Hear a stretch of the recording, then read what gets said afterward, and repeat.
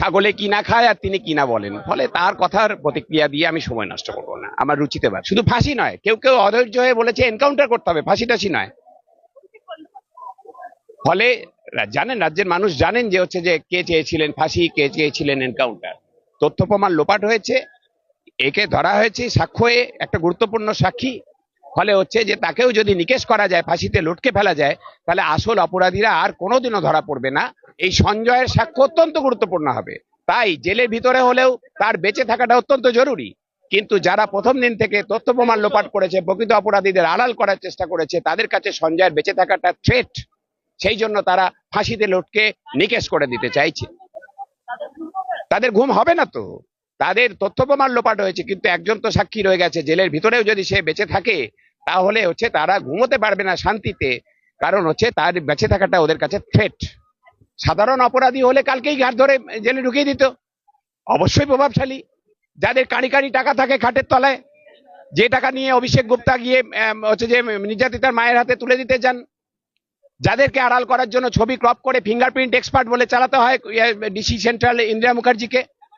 একজন অবৈধ registrar medical কাউন্সিলে গত 5 বছর ধরে, যিনি অবৈধভাবে সরকারের ঘর থেকে মাইনে নিয়ে যাচ্ছেন, অন্য কেউ মাইনে দিচ্ছে না, কারো বাড়ির কাজের লোক। সুদীপ্ত রায়ের বাড়ির কাজের লোক ছিলেন না উনি, সুশান্ত রায়ের অবিক বিরূপাক্ষর বাড়ির কাজের লোক ছিলেন না মানস চক্রবর্তী।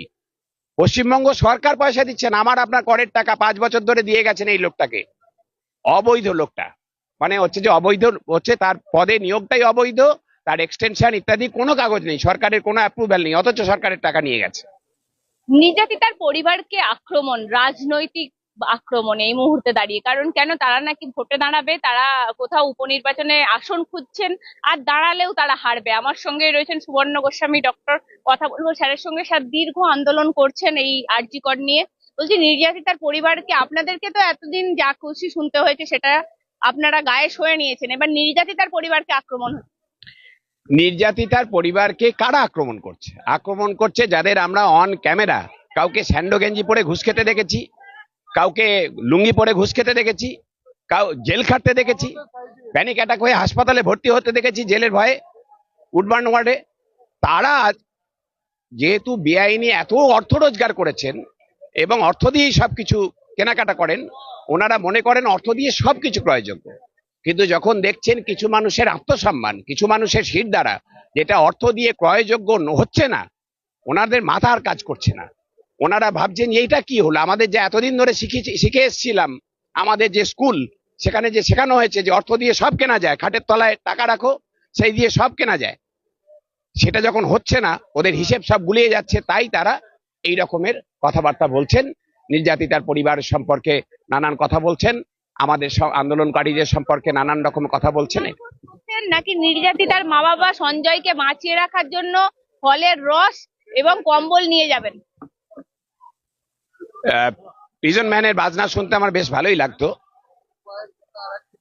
আপনি যার কথা বললেন তার নামের আগে কি একটা সাধু না কি শব্দ ব্যবহার করেন আজকে সমাজ মাধ্যমে, তিনি কিনা বলেন, ছাগলে কিনা খায় আর তিনি কিনা বলেন, ফলে তার কথার প্রতিক্রিয়া দিয়ে আমি সময় নষ্ট করবো না। আমার রুচিতে বাদ। একটা জিনিস আমি জিজ্ঞাসা করবো স্যার, এই যে আরজি করের কার্যত দেখা গেল এখনো পর্যন্ত বিচার পাওয়া সম্ভব হলো না। আমি বলছি স্যার, প্রভাবশালী যোগ সবাই বলছেন, সঞ্জয় রায় একা নয়, কিন্তু সঞ্জয় রায়েরই তো ফাঁসি দিতে উদগ্রীব আমাদের মাননীয় মুখ্যমন্ত্রী। একদম প্রথম দিন থেকে যদি আপনারা খেয়াল করেন যে সঞ্জয়ের ফাঁসি কারা চেয়েছে, যখন সারা রাজ্য তখন বুঝতেই পারছে না যে কারা এই নৃশংস অপরাধ ঘটালো, কারা তথ্য প্রমাণ লোপাট করার চেষ্টা করলো, তো সারা রাজ্যের মানুষ স্তম্ভিত হয়ে গেছে এরকম দেখে, ঘটনা দেখে। সেদিন থেকে হচ্ছে যে সঞ্জয়ের ফাঁসি চাইছেন। এবং শুধু ফাঁসি নয়, কেউ কেউ অধৈর্য হয়ে বলেছে এনকাউন্টার করতে হবে, ফাঁসি টাসি নয়। ফলে জানেন, রাজ্যের মানুষ জানেন যে হচ্ছে যে কে চেয়েছিলেন ফাঁসি, কে চেয়েছিলেন এনকাউন্টার। তথ্য প্রমাণ লোপাট হয়েছে, একে ধরা হয়েছে সাক্ষ্য, একটা গুরুত্বপূর্ণ সাক্ষী। ফলে হচ্ছে যে তাকেও যদি নিকেশ করা যায়, ফাঁসিতে লটকে ফেলা যায়, তাহলে আসল অপরাধীরা আর কোনোদিনও ধরা পড়বে না। আমরা বলেছি যে না, আমরা বিচারের দাবিতে আরো তদন্তে গভীরে গিয়ে তদন্তের দাবিতে যেমন আইনি লড়াই লড়ছি, যদি সেখান থেকে কিছু বেরোয় ভালো, যদি নাও বেরোয় এই যে কেন্দ্রের শাসক এবং রাজ্যের শাসক যাদের যোগ সাজসে বিচারের পথ রুদ্ধ হয়েছে আজকে, আগামী দিনে যদি সরকার পরিবর্তন হয় কেন্দ্রে এবং রাজ্যে গণতান্ত্রিক পদ্ধতিতে, এবং নতুন সরকার এসে যদি আন্তরিকভাবে চায় যে হচ্ছে যে এই অভয়া কাণ্ডের পিছনে প্রকৃত সত্য কি তার জনগণের সামনে উদ্ঘাটিত করব, প্রকৃত অপরাধীদের চিহ্নিত করে শাস্তি দেব, তাহলে এই সঞ্জয়ের সাক্ষ্য অত্যন্ত গুরুত্বপূর্ণ হবে। তাই জেলের ভিতরে হলেও তার বেঁচে থাকাটা অত্যন্ত জরুরি।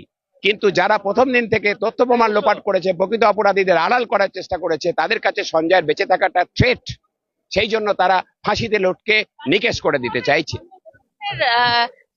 কার্যত নির্যাতিতার মা বাবাকে টাকা দেয়া, 14 তারিখের ভ্যান্ডালিজম সবই কি সঞ্জয়ের এর জন্য করা হয়েছিল? এটা কি মনে হয়? আমি বলছি 10 লক্ষ টাকা দিতে যাওয়া হয়েছিল। আমরা বলেছিলাম, দেখুন, হ্যাঁ, যে প্রথম কথা সঞ্জয়কে গ্রেপ্তার করবে তোমরা জানো তো, 9 তারিখে ঘটনা ঘটেছে, 10 তারিখে ইয়ে করেছো। তাহলে হচ্ছে যে আইপিএস অভিষেক গুপ্তা, ডিসি নর্থ, যে কাঁড়ি কাঁড়ি টাকার বান্ডিল নিয়ে নির্যাতিতার মায়ের হাতে গুজে দিতে গেছিলেন 9 তারিখে রাত্রিবেলায়, সেটা কি সঞ্জয় রায়ের টাকা ছিল? সঞ্জয় রায়ের ব্যাংক অ্যাকাউন্ট সিবিআই দেখে তার ব্যাংক স্টেটমেন্ট দেখুক যে তার এটিএম থেকে উঠেছে কিনা। যদি না হয় তাহলে কার খাটের তলা থেকে টাকা নিয়ে গেছিল, কাকে বাঁচানোর জন্য? অভিষেক গুপ্তা জবাব দিতে হবে তো। 14ই আগস্ট রাত্রিবেলায় বিনীত গোয়েল দাঁড়িয়ে থেকে জোনা 40 সশস্ত্র দুষ্কৃতীকে ঢুকিয়ে দিল পুলিশকে লুকানোর নাটক করিয়ে। যারা অন ক্যামেরা, আমরা বলতে শুনলাম আপনাদের সংবাদ মাধ্যমে, ক্যামেরাতেই শুনেছি যে চল সেমিনার রুমে চল, সেমিনার রুমে চল বলে তারা চিৎকার করছে। নেয়ার 3rd ফ্লোর মানে তারা 3 তলা বুঝেছে, 4 তলা বুঝতে পারেনি বলে সেমিনার রুমটা সেদিন ভাঙচুর হয়নি, বেঁচে গেছে। তো এই যে কেন দরকার হলো? 10 তারিখেই তো তোমরা সঞ্জয়কে গ্রেপ্তার করেছো এবং তোমরা পরের দিন থেকেই তার ফাঁসি চাইছো, তাহলে কেন 14 তারিখে সেমিনার রুম ভাঙচুর করতে যেতে হলো? এই প্রশ্নের তো উত্তর দিতে হবে।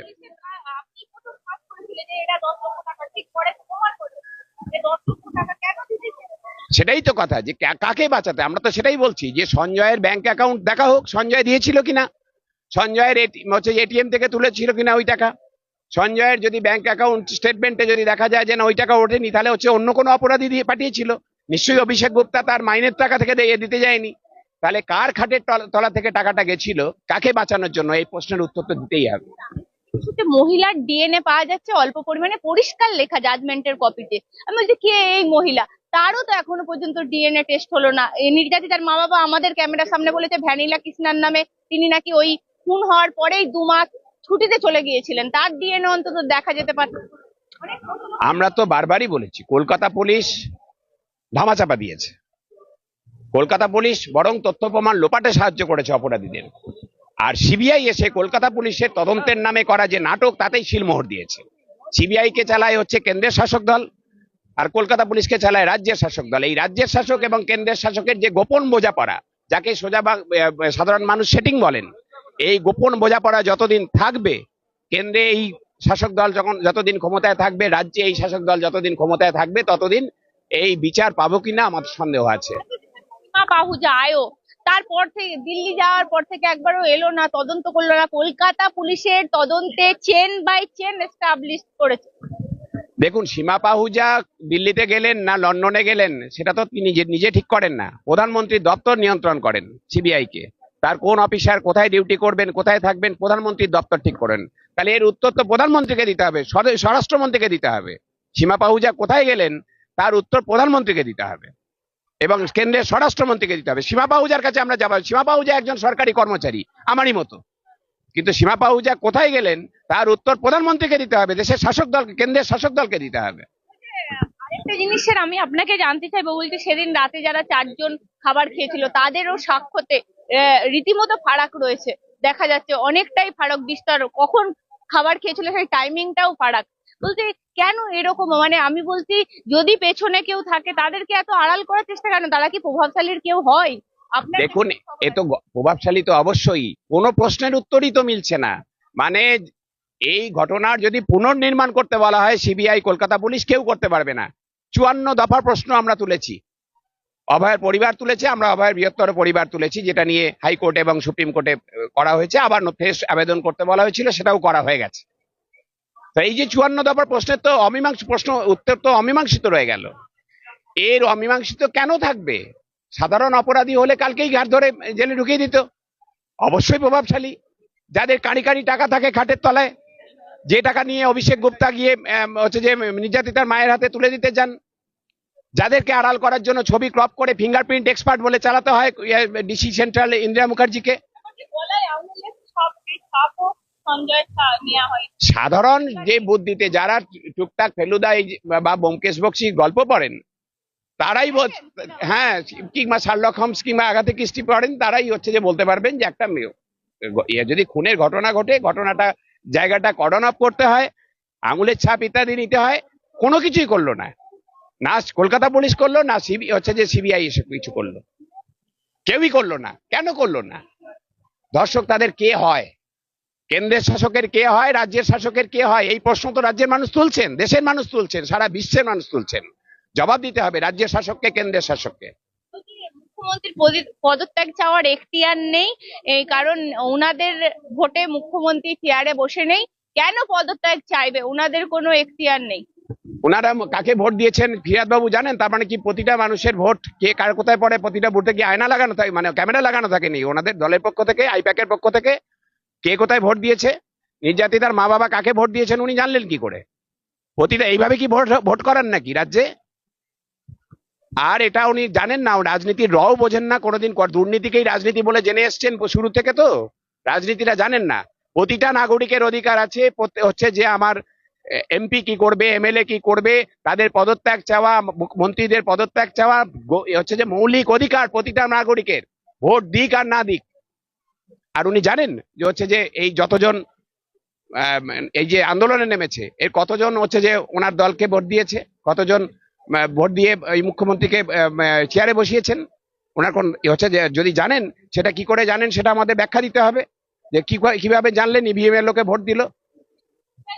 একটা জিনিস আমি জিজ্ঞাসা করব আপনাকেও, একদম আমি বলছি কালকে দেখা গেল মেডিকেল কাউন্সিলের যিনি রেজিস্ট্রার তাকে অপসারিত হতে হলো, বলছি আপনাদেরকে কার্যত নোটিশ পাঠিয়ে তো বিপাকে ফেলে দিলেন। একজন অবৈধ রেজিস্ট্রার মেডিকেল কাউন্সিলে গত 5 বছর ধরে, যিনি অবৈধভাবে সরকারের ঘর থেকে মাইনে নিয়ে যাচ্ছেন, অন্য কেউ মাইনে দিচ্ছে না, কারো বাড়ির কাজের লোক, সুদীপ্ত রায়ের বাড়ির কাজের লোক ছিলেন না উনি, সুশান্ত রায়ের অবিক বিরূপাক্ষর বাড়ির কাজের লোক ছিলেন না মানস চক্রবর্তী। পশ্চিমবঙ্গ সরকার পয়সা দিচ্ছেন, আমার আপনার করের টাকা 5 বছর ধরে দিয়ে গেছেন এই লোকটাকে, অবৈধ লোকটা।